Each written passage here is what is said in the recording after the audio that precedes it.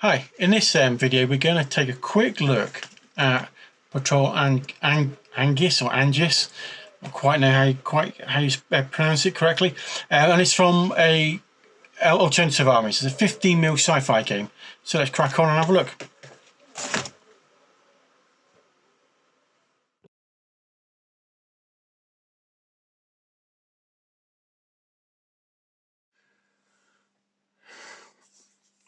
So Patrol Angis is basically it's a 15 miniature war game, and Patrol Angis is the sort of core rules. Now it's a setting of a sort of, I would suppose you would call it space opera, and it's quite a challenging game, but it's not complex. It's pretty straightforward to sort of pick up and play, especially for new players, and they don't like the use of endless charts. This is one of the I would say the best things about this game is it doesn't have endless charts like a lot of other sci-fi based games do. And once you're familiar with the rules, generally a single game will take about an hour, and you can play it in a couple of different modes. You can play it as player versus player, or you can do solo play. It does have the rules for solo play, and like I said, they don't take long to learn, and they're really good for anyone that's new to wargaming, as well as they're really good for and those that have been around in the hobby for a while. They're pretty much suitable for any sort of level of gamer, I would say, to be perfectly honest. Now, it's a skirmish game. Patrol Angis is the core rules, and it's squad-based skirmish. There is another book which will bring in vehicle rules and things like that. But for the first book and the core set of rules, it's pretty much infantry versus infantry. And you can get away with anything between a dozen to sort of 30 a side or a game. And it's in 15mm scale. Now, alternative to Armies do some in 28mm, so you could play this game out in 28mm if you wanted to. And it generally works, the core rules generally work best with no more than 40, I would say. And so the minimum amount is probably a dozen aside, a couple of squads, a couple of small little squads.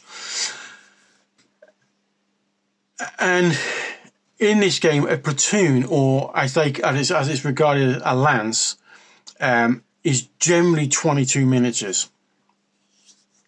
And you either play the Prydean army, and it's in its quest to reclaim the worlds, which has been lost to the March of Barons.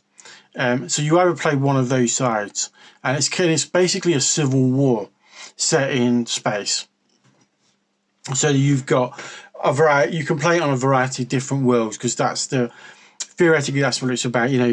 They're trying to recapture, the Prydean army is trying to reclaim all these different worlds. So you can pretty much play in any sort of battlefield sort of type. You can go from desert world to jungle, anything you want. So yeah, that's fairly open in that regards. Now, it's kind of low intensity warfare, where troops are mainly on foot, and they sort of trying to take each other out and claim objectives. Pretty standard for most war games. It's not massive, but it is sort of, there's a sort of a element of adventure in there, and the ability to turn your commanders into heroes and all that sort of thing. And it's what I like about Patrol Angis is it's a good way to get started. It's not giving you vehicle rules. It's not giving you terrain, or all the other rules that can expand the game. You need to sort of get the next expansion for that. And so this book will allow you to get to grips with the basic core rules before you even progress to vehicles and dropping tanks in and various other bits and bobs that you would like to actually expand it to and go bigger. Now there are 2 additional books to pick up. Call Sign Tyrannus will give you your vehicle rules. It'll also give terrain. It does things like terrain regeneration, allows bigger games. It also introduces structures and complexes, and rules for both ground and air. The Khanate Return is the first of the army books, and so this will bring in rules for the Khanate army. And so you'll get some additional rules, and you'll get a lot of information and army lists about the Khanate. It also brings in more advanced rules for the army as well. It also has campaign scenarios and some information about the planetary militia. So those are the next following books to pick up once you've got scripts with the core rules, or unless you want to buy all 3 together. I think Alternative Armies does a deal where you can get all 3 books together for slightly cheaper than buying them individually. Okay, so I bought a number of miniatures to begin with, and this is mainly just to sort of get me started, to get me painted. The first was these guys, and these are the Muster Second Squad all-female unit. He's not supposed to be in there. So these are just basic infantry. I'll get some close-ups of these because obviously they're quite small. Sort of see under the camera.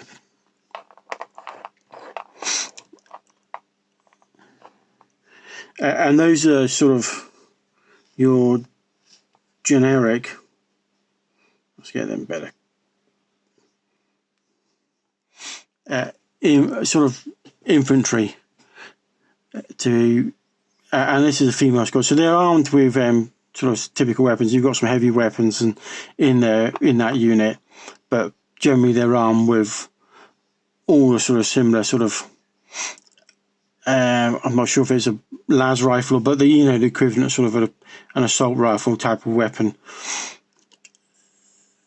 And in that pack, I don't think they're not expensive. They're about no more than about £6 a pack, something like that. Pretty sort of reasonably priced. And you're getting 10 in a pack. You could spread that down into 5 sort of squads for a first game. And there are character PAM models you can pick up as well. So I've got a couple of character models and I can show you. So you could add those as sort of lieutenants, squad leaders and stuff like that. But that's this is like a generic squad, sort of bog standard infantry squad, and this is an all-female unit. So I'll get close-ups of those to drop in over the top, so you can get a better look at them. Let's move on to the next lot. Now, the next unit I picked up were these guys, and these are called the Retain Knight, and this is post alpha. Now, anyone that's familiar with Space Marines from the Rogue Trader era of 40k, that the very first edition of 40k, to me they have that kind of feel.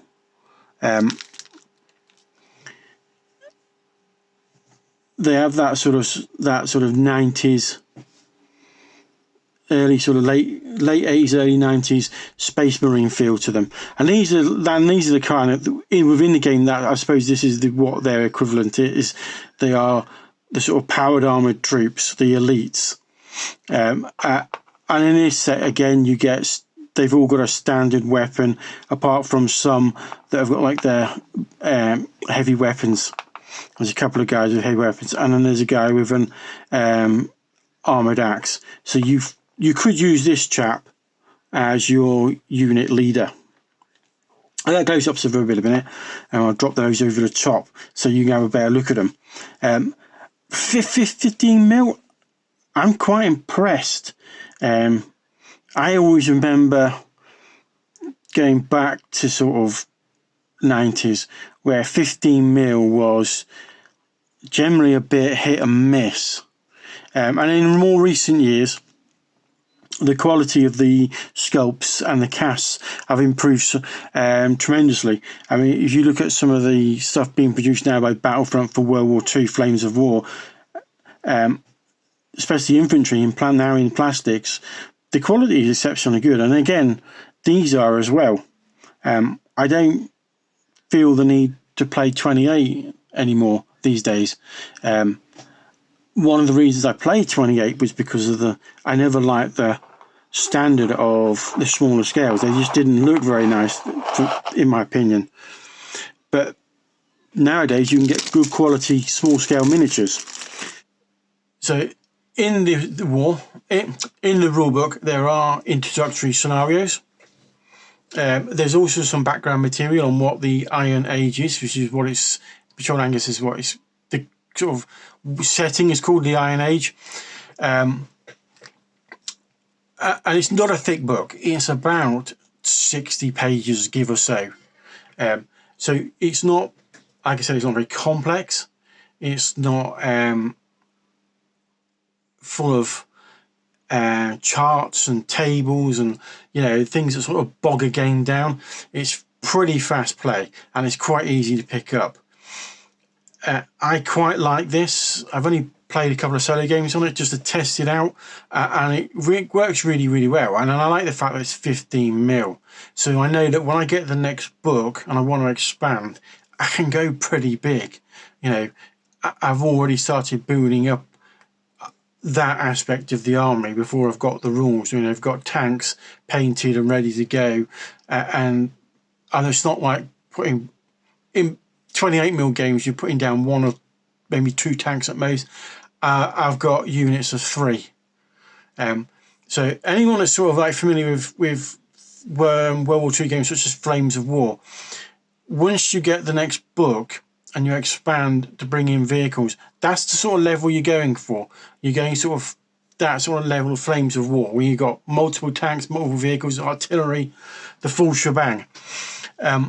But this initial book will give you the core rules for infantry games and skirmish games. So you can kind of start small and slowly and build yourself up.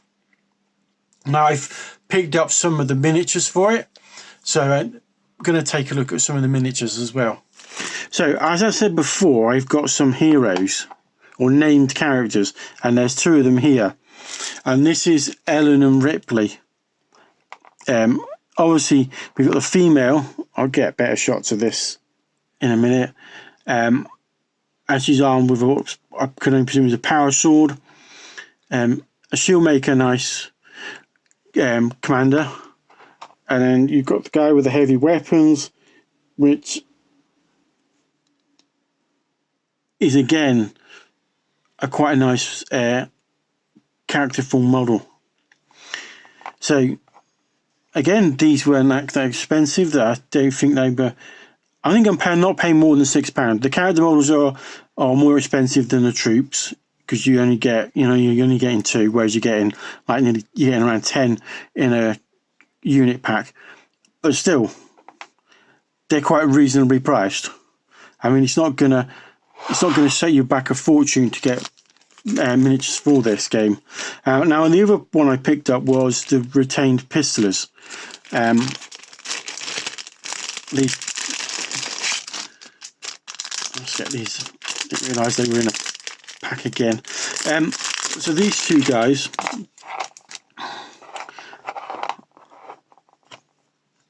again, nicely sculpted. You could use these as you could get some more of these guys and make a unit of pistolers, or you could do as I'm going to do and use them as squad leaders.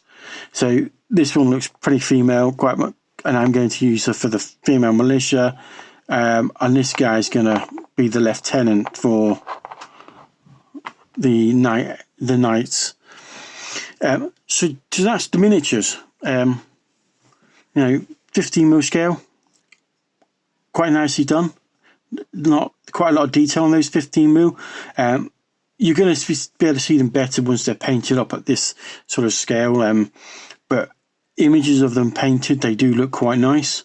And price-wise, it's not breaking the bank. I mean, I think this, including the rule book, all of this, because there was a discount on at the time of purchase, 20% discount with Alternative Armies, this cost me less than £30.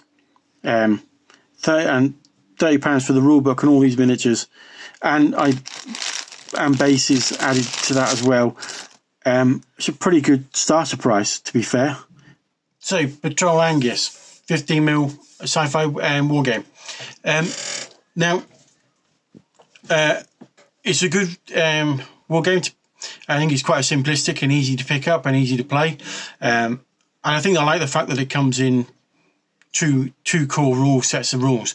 So you've got the core rules to give you the infantry, so it allows you to sort of get the grips with the game itself, and playing with just infantry before you're introducing flyers and combined arms. Everything from tanks, artillery, and such.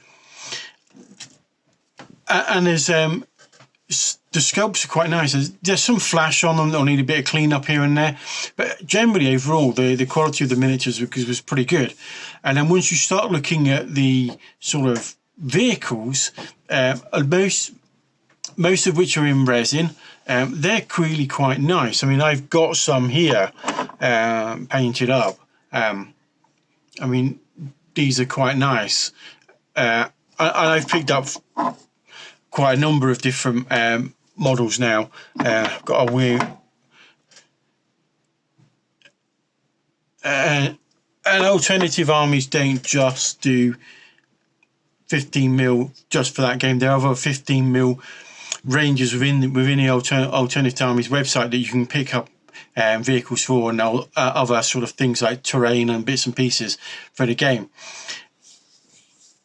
For me, I personally think sci-fi works best at 15mm and probably slightly smaller, depending on how big how vast of an army you want. Obviously, 15mm will only go to a certain size because of the scale. If you want to go bigger, you're going to have to go down to sort of 6 or 8mm, those sort of scales, if you want huge armies. Now, and Patrol Angus, once you get into the vehicle side of things, it's got a lot to offer. You can bring in tanks, artillery, APCs, walkers, and flyers. Now, I've got a load of tanks and those sort of vehicles.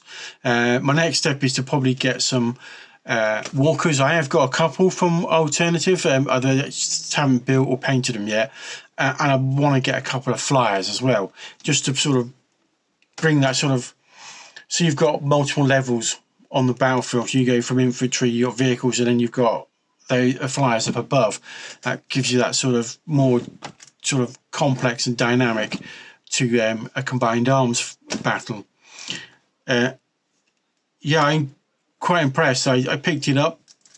I initially picked up, I went for the miniatures initially because I was looking, because I've been doing a sci-fi army that I can also use in first edition 40k, and I gravitated towards the miniatures because they kind of have that sort of NAM, sort of Rogue Trader first edition Warhammer sort of feel. And then I saw the rulebook. Well, I'll get the rulebook and have a look at it. Patrol Angus rulebook. If anything, it'll just be another set of rules I can have a game with. And after having a look through in a couple of solo games, I'm like, oh, actually, this is pretty good. I quite like this. I'm going to get the next book. And then what I basically can do, build out 2 small armies so I can introduce friends to the game. Because this isn't a game that's is going to be well known by a lot of people in the community. There'll be some old grognards like myself that are well aware of it, because they buy and purchase from Alternative Armies. But there'll be a lot of people that won't be. So I'm going to build up 2 small armies and then introduce the game to people that have not heard of it before, have not had a chance to play it. Overall, I'm quite satisfied with it. I like the 15mm scale. and I'm quite surprised by the rules. They've been pretty good, nice set of rules to pick up and play. Anyway, that's all for this week. Don't forget to like and subscribe, and I'll see you next time.